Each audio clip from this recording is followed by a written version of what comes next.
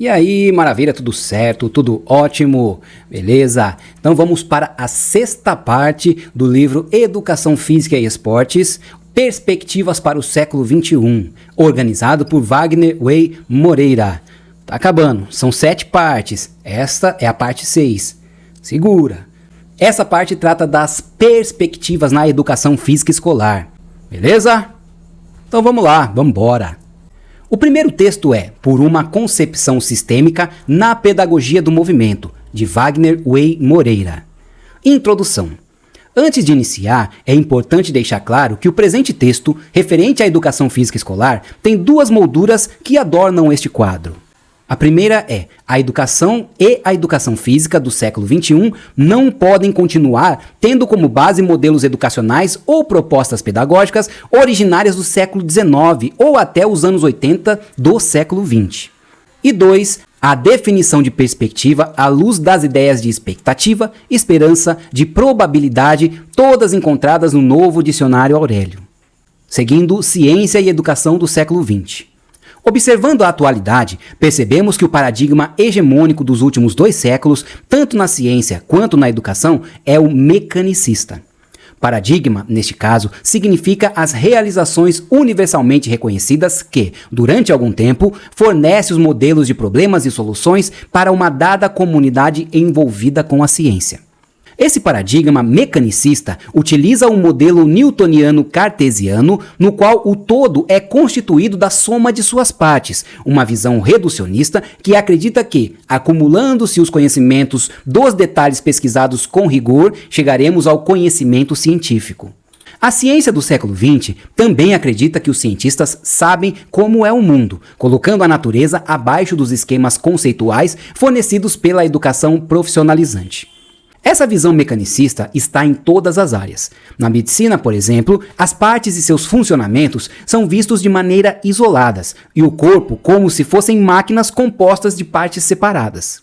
Uma doença, por exemplo, é vista como um funcionamento inadequado dos mecanismos biológicos, transformando a intervenção médica como algo parecido com o trabalho de um mecânico. A área da educação não foge a esse paradigma. A formação escolar privilegia os mesmos valores reducionistas encontrados na ciência. Os alunos são preparados para assimilar o conceito advindo da ciência natural. A linguagem utilizada é a lógico-formal, com os conceitos sendo passados para não serem questionados. As investigações não precisam estar contextualizadas e o ensino é acrítico, sem o processamento do ato educativo. Hoje ainda é considerado um bom modelo de planejamento escolar aquele que proporciona respostas observáveis aos alunos. É por isso que os modelos de avaliação são os que definem os objetivos e padrões quantitativos mensuráveis. Assim, uma educação trabalhada sob esses valores planeja, mas não reconhecem para quê, por quê e nem em função de quem planejar. Além disso, os objetivos, os conteúdos e as estratégias não reconhecem o aluno e sua realidade para os quais foram direcionados.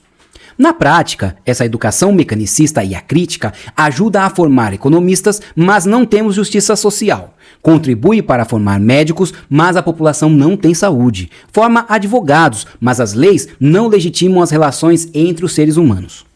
Vamos para a educação física escolar no século XX. A educação física escolar do século XX também se ampara no paradigma mecanicista hegemônico. Um agravante nessa área é que os seus intelectuais acordaram para a reflexão e crise em suas áreas de pesquisa e pedagógica somente a partir da década de 1970. Nos cursos superiores, a formação é fragmentada, numa visão da pedagogia positivista, sem uma relação entre as disciplinas teóricas e práticas.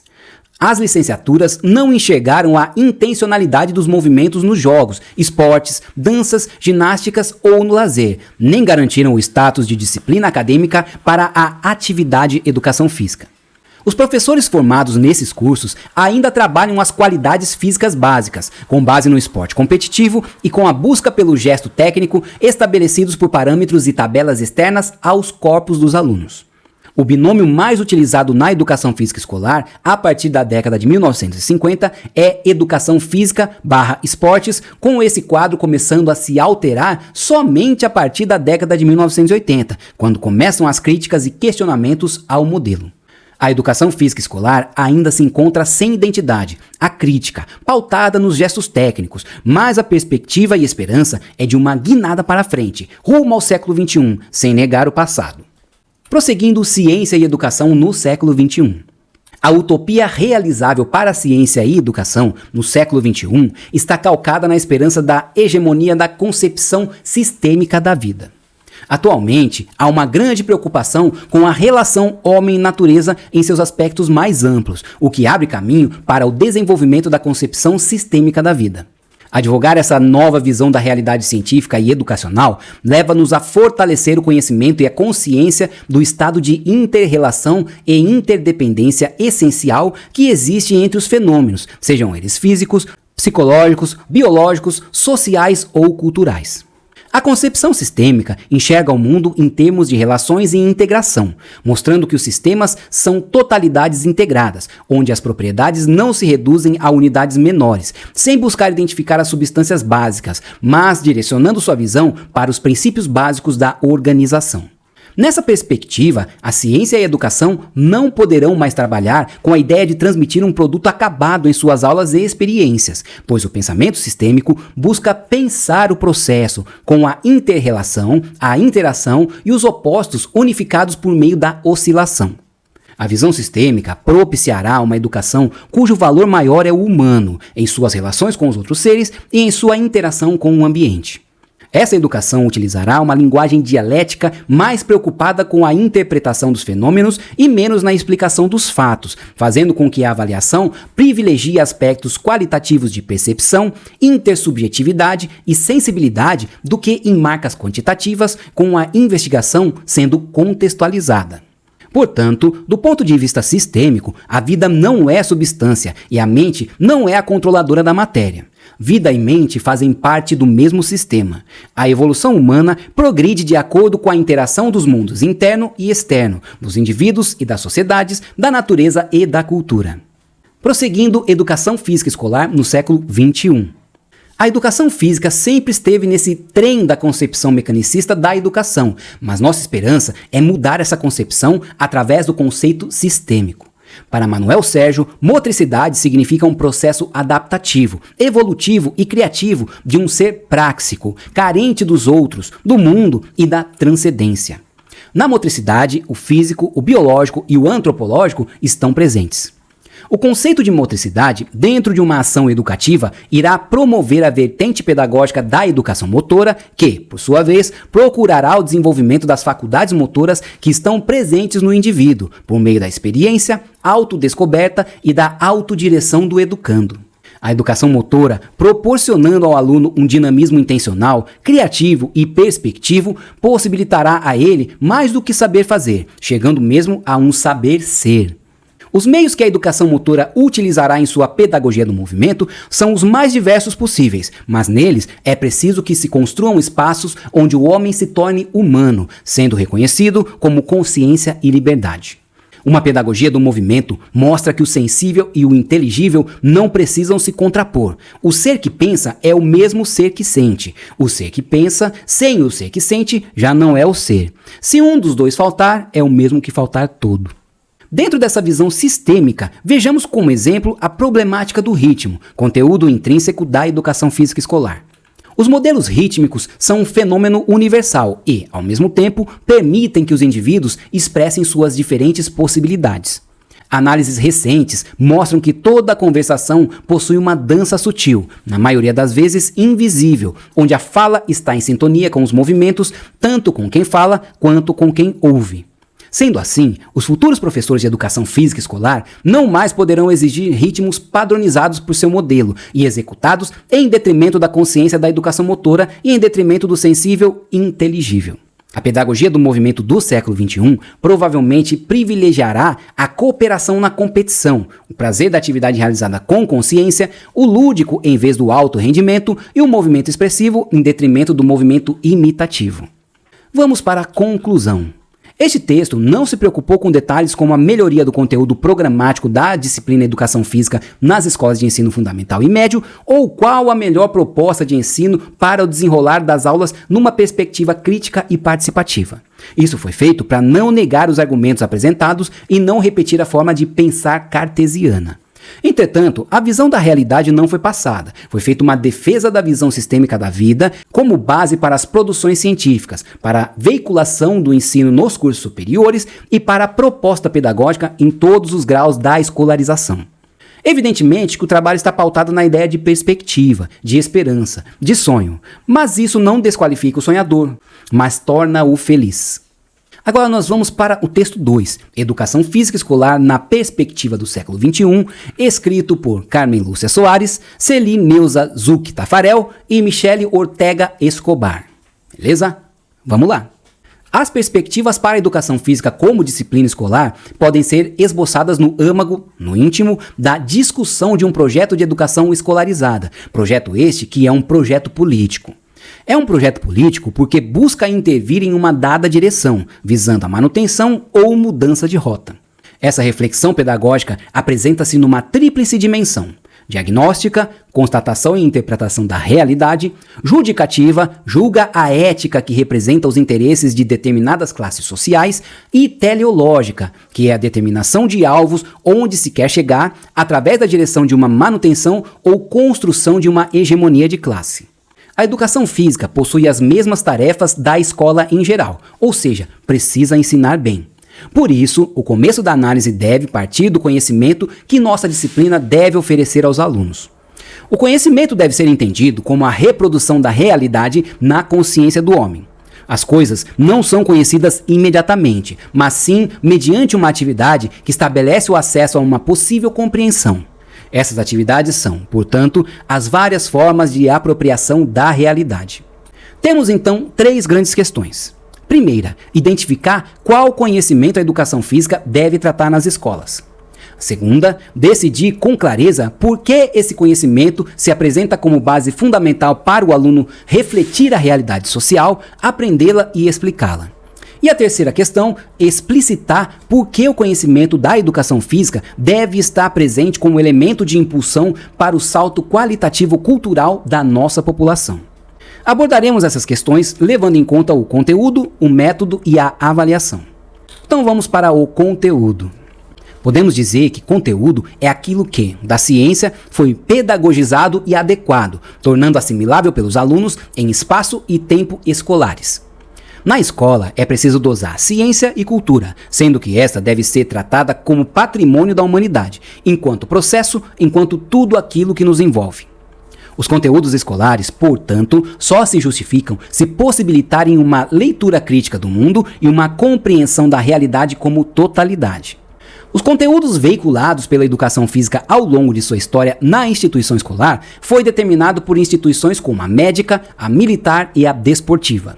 Podemos ver isso nos métodos ginásticos, sueco, francês, alemão e na educação física desportiva generalizada, o que, na verdade, nem se configuram como métodos, apenas como sistematizações de exercícios físicos. Vamos analisar 3 sistematizações como conteúdo da educação física.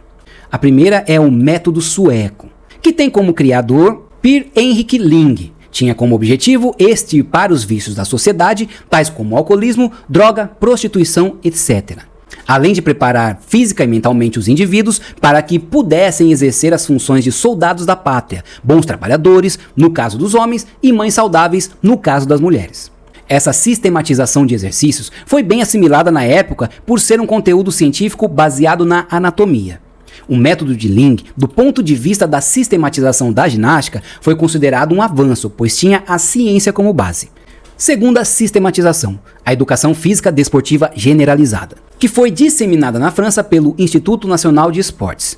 Tinha como conteúdo principal o esporte, que tinha supremacia perante qualquer outro componente da cultura corporal, ou seja, sobre a ginástica, o jogo, a dança, a mímica e as lutas. Chegou ao Brasil por volta dos anos 40, com o ensino dos esportes se dando sob os parâmetros fornecidos pela instituição desportiva, ou seja, a partir de suas normas e regras. Este método volta-se a um projeto de ordenamento e hierarquização da sociedade. E terceira sistematização, psicomotricidade. Chega ao Brasil por volta da década de 1970, com o conteúdo voltando-se para o desenvolvimento das chamadas condutas motoras, lateralidade, coordenação, equilíbrio, percepção sonora, tátil e visual. Confunde o conhecimento que deve ser de domínio do professor com o conteúdo, ou seja, o conhecimento que um determinado componente curricular deve conter e veicular. Para nós, diz assim as autoras deste texto, existe a área do conhecimento denominada cultura corporal. Essa área abrange o jogo, a dança, a ginástica, o esporte, entre outros. A educação física será, então, a disciplina curricular que tem como objeto de estudo a expressão corporal como linguagem. Esta proposta não elimina a ciência, ela integra conhecimentos das ciências biológicas, das ciências sociais, passando pelas questões culturais.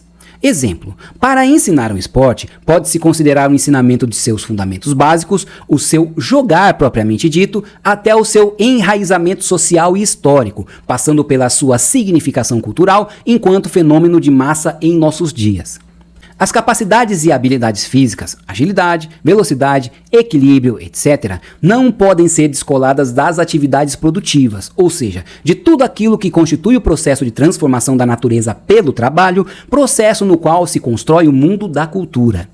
Portanto, a preocupação deve ser a apreensão crítica da expressão corporal, enquanto linguagem, por meio do tato, do conhecimento sobre os grandes temas da cultura corporal, como o jogo, a dança, o esporte, a ginástica, etc.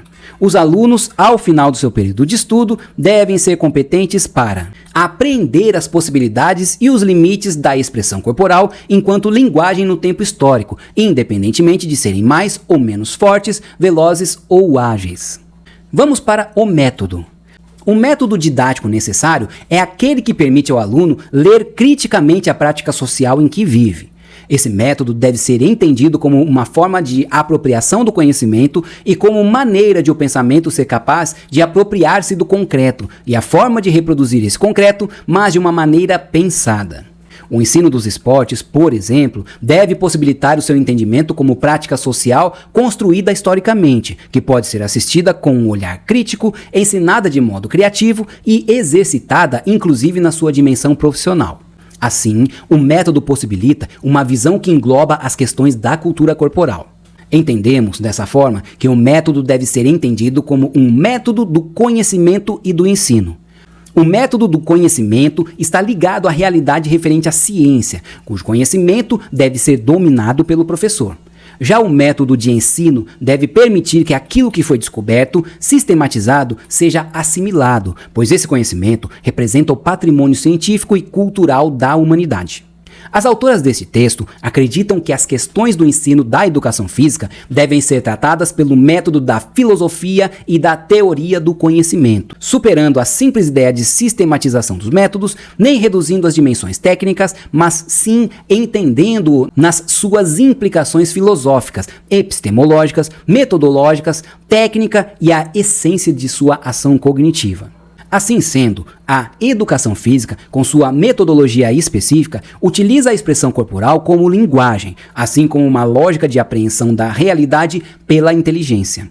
Essa lógica vai indicar como o conhecimento científico e o saber referente à cultura corporal serão mediados. Até hoje, a tendência que predomina nas aulas de educação física é a lógica formal. Isso é constatado na escolha dos conteúdos, que vai do mais simples ao mais complexo, do mais fácil ao mais difícil, determinando o viés psicológico na educação escolar.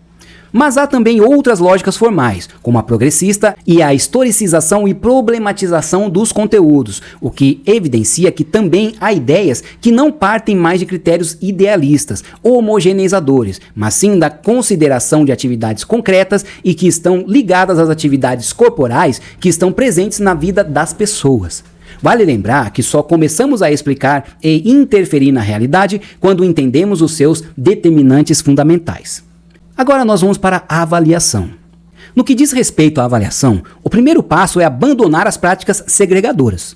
Na educação física, a avaliação sempre se restringiu a selecionar, classificar com base unicamente em medidas corporais biométricas.